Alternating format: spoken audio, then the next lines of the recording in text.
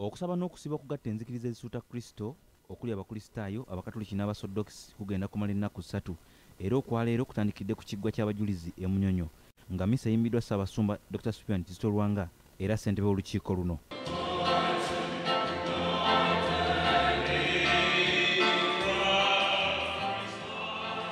Ssaabasumba mu bubaka bwe obuguddewo okusaba kuno okutambulidde ku mulamwa ogw'okuzimba emirembe ku mitendera gyonna ategeezezza nti abakristaayo okuziba okusaba kwa leero kyandiba nga kivudde ku ngambo ezatandise okuyitingana ky'okusabira eggwanga kuno bwe kubadde kugenda okunoonyeza abantu abamu akalulu.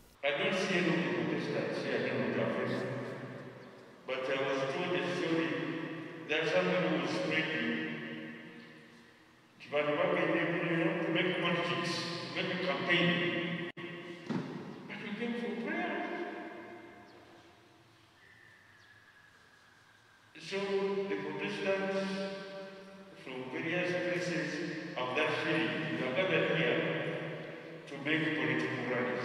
That is telling lies. Mu kubuulira Ssaabasumba ategeezezza nti ekiseera eggwanga kye ligendamu bonna abali mu kalulu basaana batunuulira ennyo emirembe ng'abalina obuyinza basaana bekwe mu kifuba ku bikolwa eby'effujjo omuli okutta n'okuwamba abantu. Abalowooza mu kutta abalala mu budde buno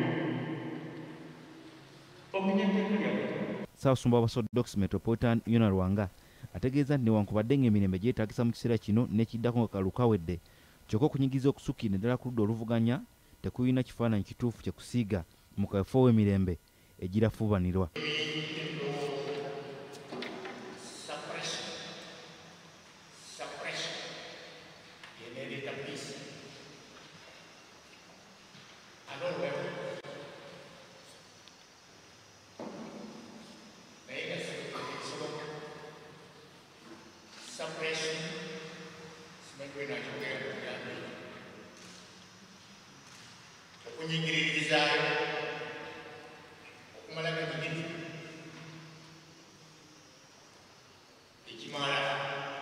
Olunaku lw'enkya okusaba n'okusiba kuno kugenda kuba mu basodokisi Namuŋŋoona olwo ku Lwokusatu okusaba kwe kumu ku b'ennamirembe singa abakristaayo banaasigala mu nteekateeka eno.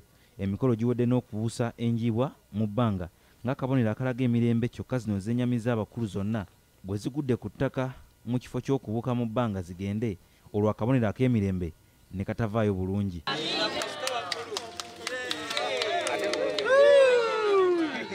They are very comfortable here.